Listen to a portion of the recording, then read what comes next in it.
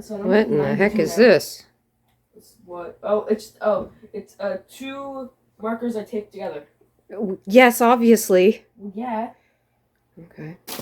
Welcome to my dirty and very noisy kitchen. And we got Bear just hanging out. What I'm going to do with these guys is I'm actually going to take them apart and put them in here, as opposed to this one. All I did is just boop. Step 1, put in alcohol, let sit. Step 2, tear these apart.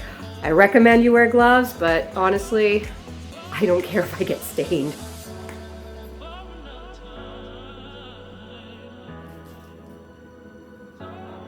I'm sure you could probably use needle nose pliers for that. I don't feel like getting the needle nose pliers.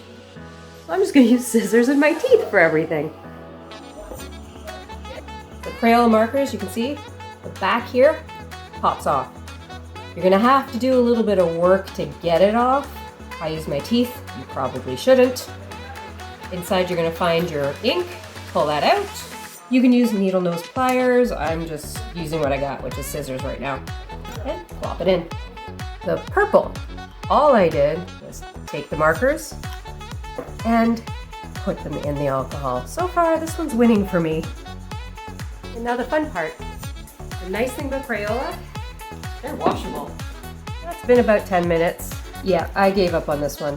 So now they're all in here and it's just green. Woo, green.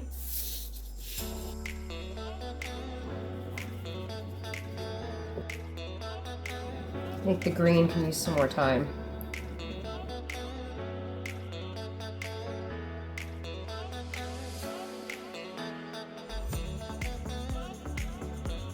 Okay, this is a really funky angle, but I can't find my stand. So, final verdict, still not dry yet.